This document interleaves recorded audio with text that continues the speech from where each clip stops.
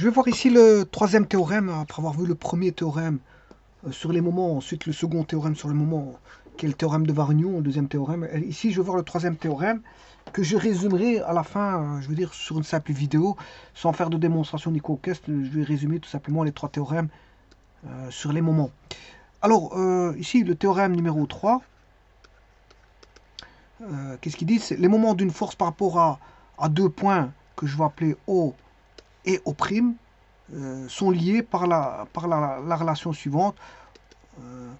MO d'une force, s'il y a une force, hein, s'il n'y a qu'une seule force, est égal à MO' par rapport à la force F, plus un moment dû au vecteur de translation. Alors le vecteur de translation, c'est de O, pour aller de O à O', bien sûr, fois, voilà, c'est aussi un moment. Hein. Ce n'est rien d'autre qu'un moment, mais c'est un moment du vecteur de translation O'. Alors, comment ça va ça? Comment ça va? Bon, je vous rappelle que je vais utiliser la formule des moments qui est le moment vectoriel. Hein. Donc, un moment par rapport à un point F, bon, supposons qu'on a un solide ici indéformable. Vous avez une force qui est appliquée en P. Voilà, je vais calculer le moment par rapport à O. C'est tout simplement, voilà, OP, c'est le vecteur OP fois la force F. Alors la force F, elle est là. Maintenant, si vous voulez calculer par rapport à un autre point O', bon ben là, il faudra calculer, comme je viens de le dire, le moment par rapport au situation que c'est à moi. Le moment, c'est un vecteur qui est perpendiculaire au plan OPF. OPF, bon, voilà, c'est un vecteur, c'est un produit vectoriel, donc il est perpendiculaire au plan OPF. Donc si je calcule le moment par rapport à O' de F, ben, c'est la même chose. C'est O' P, voilà, fois F, tout simplement. Et O'P, il est là. Donc, en d'autres termes, les moments d'une force par rapport à deux points, O et O', ben, sont liés par MO de F est égal à MO' de F plus le moment de la translation.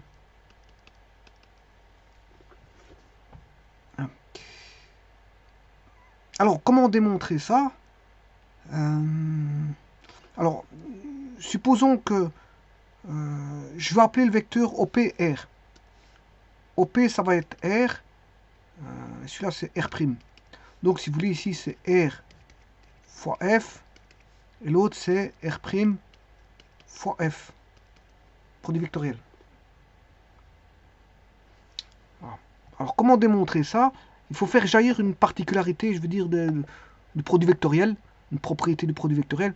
Le théorème de Varignon, je rappelle le théorème de Varignon, les moments de la résultante de plusieurs forces concurrentes est égal à la somme des moments des forces. Ça, c'est le théorème de Varignon. Alors, qu'est-ce que je voulais dire? Je voulais dire que... je ne sais plus qu'est-ce que je voulais dire. Je voulais dire quelque chose, mais j'ai oublié. Je ne sais plus ce que je voulais dire par rapport à ça. Enfin, si ça me revient, je le dirai, mais j'ai oublié. J'avais une idée en tête, mais j'ai complètement oublié. Bon, enfin bref.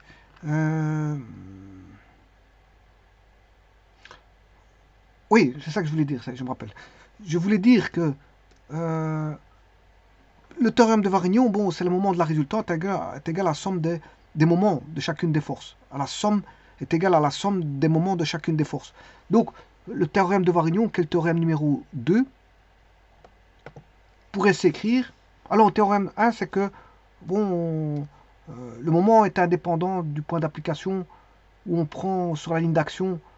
Le moment est indépendant, voilà, du point d'application où on met la force. Mais la force, le point d'application doit se retrouver sur la ligne d'action de la force.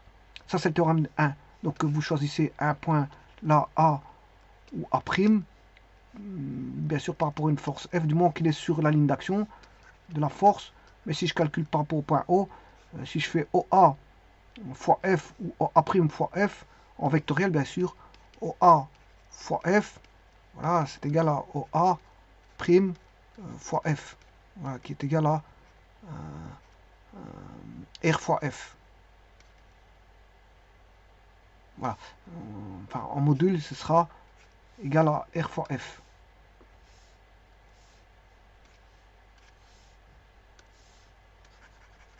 R étant la perpendiculaire.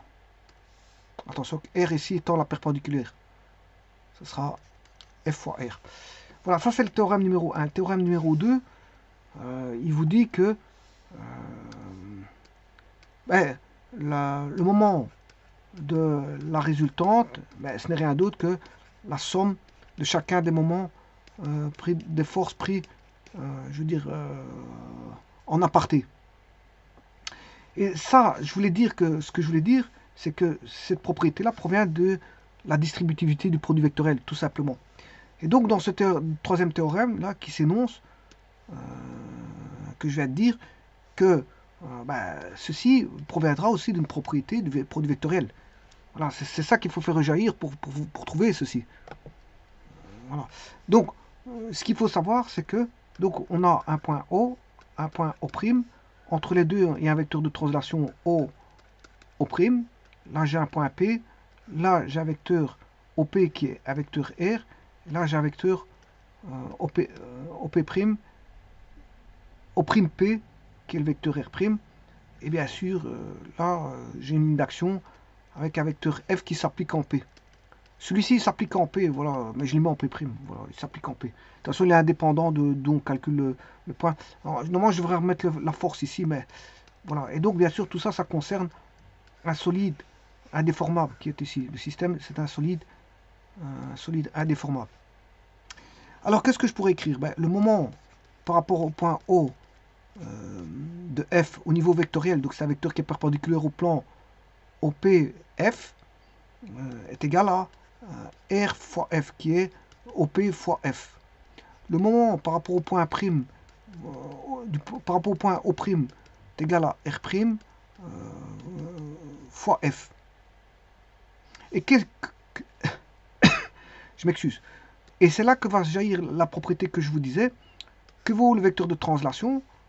C'est une décomposition vectorielle de deux vecteurs. Lesquels on va passer par OP plus PO'.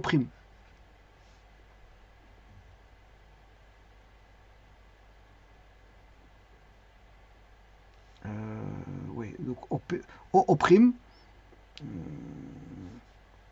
va dire O' est égal à OP plus PO'. Bon, alors OP, c'est R. Voilà, là on a O'.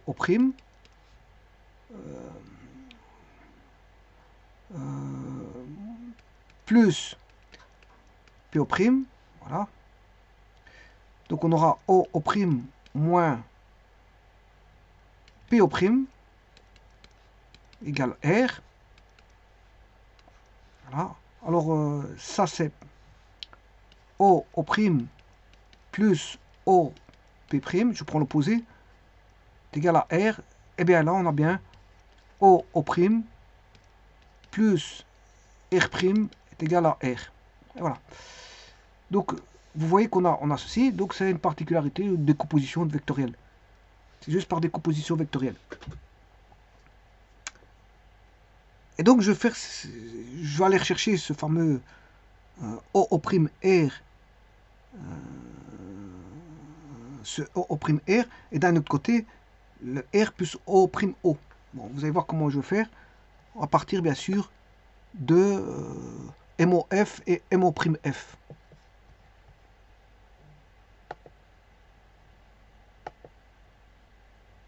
Petit instant, j'ouvre une page.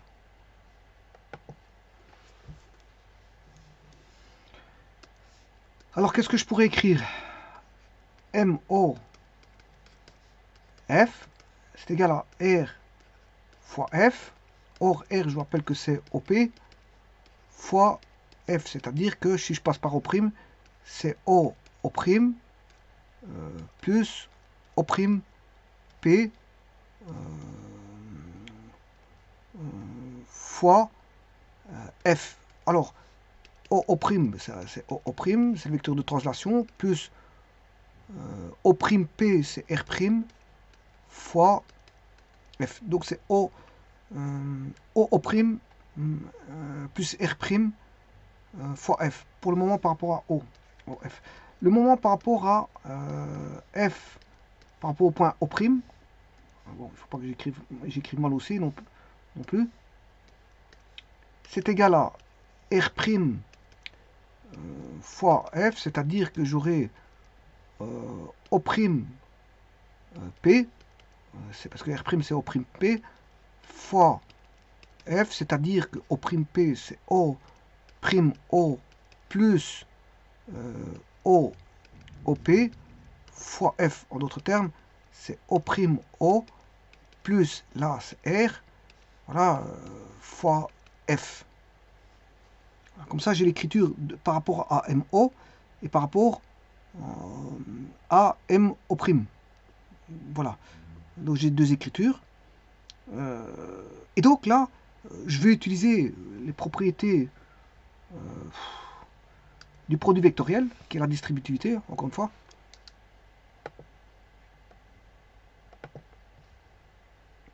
Cet instant. Bon, je vais retirer tout ce qui n'est pas, qui ne m'intéresse pas ici. C'est-à-dire que je vais enlever ceci et ne garder que celui-là. Idem pour l'autre. Je vais garder celui-ci uniquement. Effacer, bien sûr, ceci. Et effacer voilà, une petite bribe d'écriture. Voilà. Alors maintenant, si je distribue le MOF, moment par rapport à O, moment par rapport au point O de la force F, si je distribue, j'aurai O' fois F plus R' fois F. Voilà, R' fois F. Et MO', c'est la même chose. J'aurai O' O fois F plus R fois F. Voilà. Bon, alors,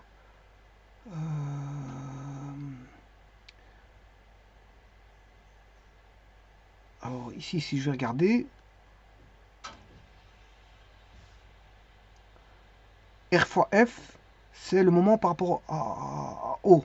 R''F, c'est le moment par rapport à O'. Donc ça, c'est le moment par rapport à O'. Et ça, c'est le moment par rapport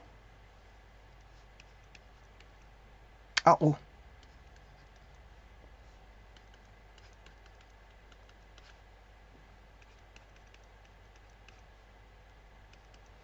Donc, qu'est-ce que je peux écrire? Pour le cas numéro 1, je peux écrire que le moment par rapport au point F est égal à R',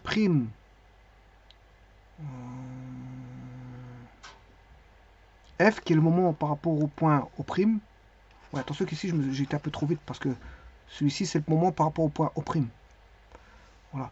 Donc ça, c'est le moment par rapport au point O' de F plus O' fois F. Voilà, on a le translaté. Mais maintenant, inversement, le moment par rapport à O' de F, c'est égal, mais ça c'est le moment par rapport à F, moment par rapport à F de plus O' fois F. Ce qui est normal, bon, c'est normal, hein. C'est tout à fait logique qu'on a bon, O' et de l'autre côté, parce qu'on va, d'un côté, on va de O vers O', voilà, Le vecteur de translation, c'est O vers O', donc on aura O'. Mais là, on va de O' vers O, donc on va de O' vers O. C'est ce qui est tout à fait normal. Alors, je pourrais traiter là autrement. Hein. Je pourrais partir de la...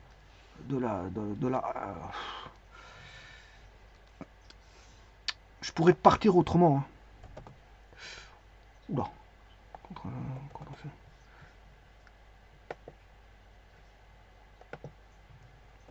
Voilà. Je pourrais partir du premier.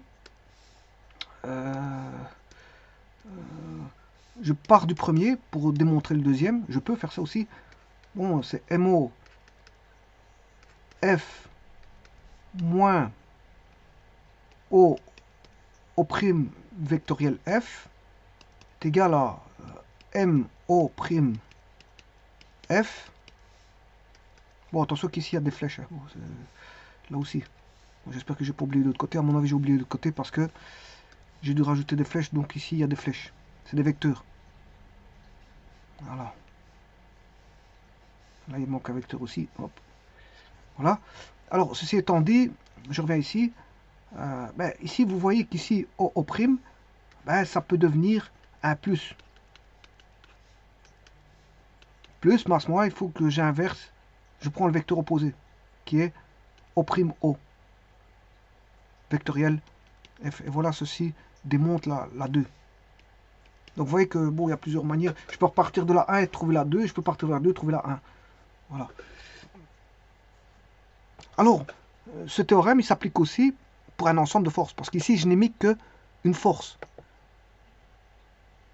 Alors, je vais le faire tout de suite. Là, il faut que je fasse appel au théorème de Varignon. On sait bien que le moment, la somme des moments par rapport à la résultante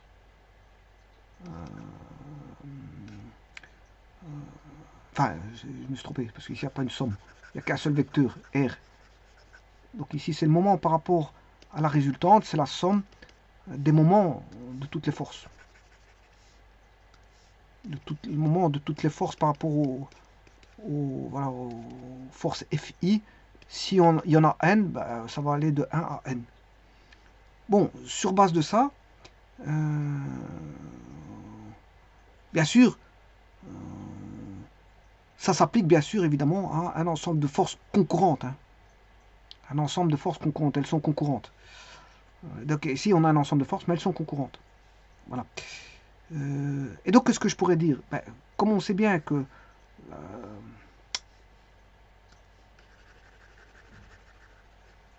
je viens de voir maintenant que le moment par rapport à un point O de la force F est égal au moment par rapport à O', toujours de la force F, plus O' vectoriel fois le vecteur F. Bon.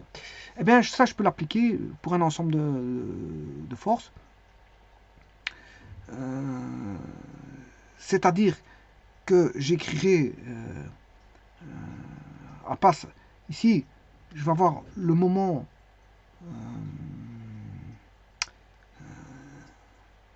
résultant par rapport au point O est égal au moment par rapport au point O de la résultante R plus attention que normalement on doit avoir une somme. Ici c'est la somme parce qu'on a, différentes forces. On a différentes forces FI plus O' vectoriel F de I parce qu'il y a plusieurs forces. I égale à 1 jusqu'à N. Voilà. Bon, mais ça, je dirais que c'est le résultat. Bon, ça nécessite une petite démonstration. Je peux le faire, c'est pas un problème. Hein. Bon, mais avant toute chose, je vais arriver au résultat que j'ai envie d'arriver. Voilà. Après, je ferai la petite démonstration de ceci. La démonstration, c'est de se dire qu'on aura le moment par rapport au point O de la résultante est égal au moment par rapport au point O' de la résultante. Et là, vous aurez compris que on a un produit vectoriel, il faut utiliser, voilà, ce sera O' fois la somme des forces Fi pour I égale à 1 jusqu'à N. Donc vous aurez compris que là, c'est le moment de la résultante est égal au moment par rapport au point O' de la résultante fois plus, c'est un plus ici, je m'excuse, plus O' fois voilà le vecteur résultant. Bon, vous reconnaissez un petit peu, voilà ce que je viens de voir. Maintenant, la démonstration de ça, il faudrait partir justement non pas de la résultante, mais de la somme des forces. Donc, c'est-à-dire que pour avoir ceci, il faudrait que je parte de la somme des moments, des forces. Alors, en supposant qu'on a n forces, j'écrirai I égale à 1 jusqu'à 1, voilà, la somme des moments de chacune des forces Fi est égale à la somme des moments pour I égale à 1 jusqu'à N, voilà, par rapport au point F, voilà, par rapport au point O' des forces Fi, voilà, plus la somme des, pour I égale à 1 jusqu'à N, voilà, des décalages par rapport à O' des vecteurs Fi. Voilà, on va dire ça comme ça. Alors, on sait bien que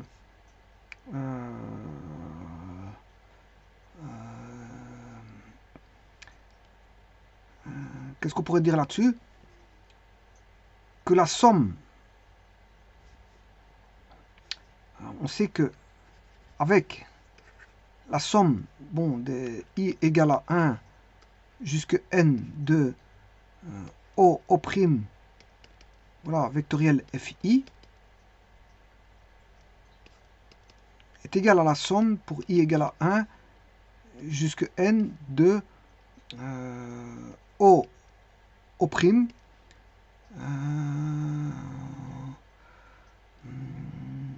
ici c'est pas ça, je m'excuse, somme de I égale à 1 de O', vectoriel Fi. Et ça c'est égal à O', vectoriel somme des I égale à 1 jusqu'à N des Fi, des forces Fi.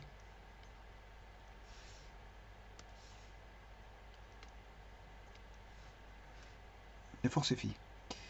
Et ça, c'est égal à O' fois la résultante R. Et donc, qu'est-ce que je pourrais écrire?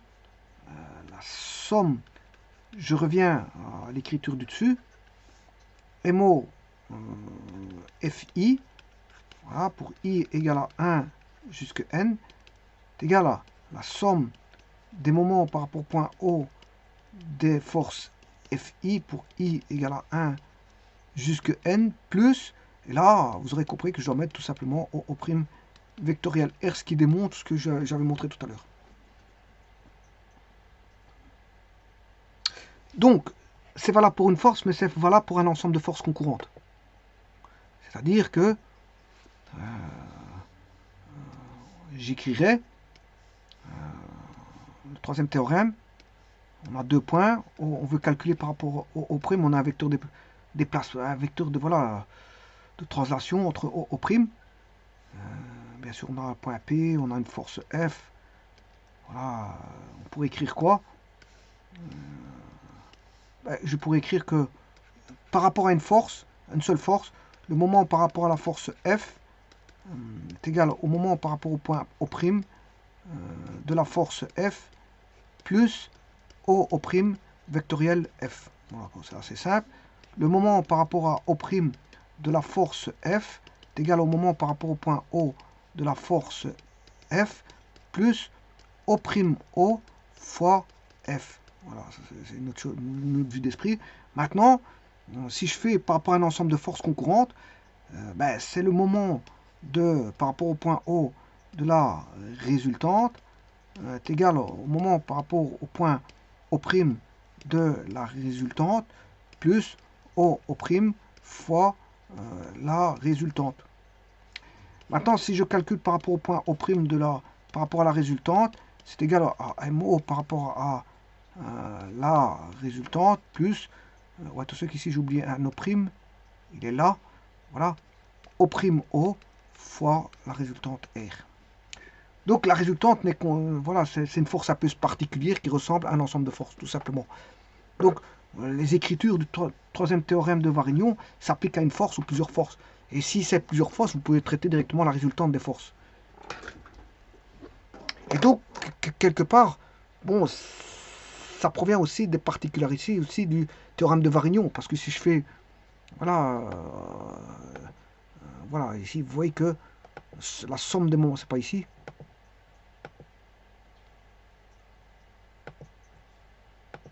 Voilà, la somme des moments de FI, ben, c'est la somme des moments par rapport à FI, c'est le moment résultant. Ah, j'ai oublié une flèche. J'espère que... Bon, les flèches, s'il y en a une qui est manquante, il faut les mettre. Hein, parce que bon, c'est vrai qu'il manque de flèches. Là, il en manque une ici. Parce que c'est des vecteurs qui sont perpendiculaires au plan FO'. FI'. Et donc, on ressent qu'il y a du Varignon qui s'intègre là-dedans dans cette dernière propriété du théorème 3.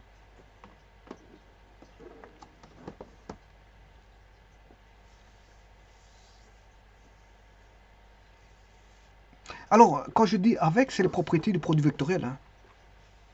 Ça, c'est des propriétés du produit vectoriel. Bon, je n'invente rien là-dessus, puisque je tire tout ça des propriétés voilà, des produits vectoriels. Hein. Alors, vous faites une somme, ben, la somme peut se faire à gauche ou voire à droite.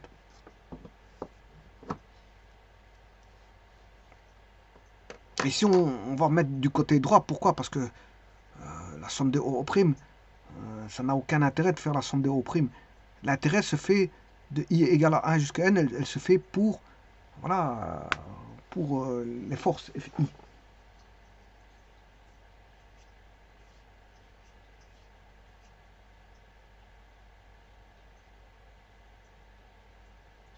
Je vous remercie.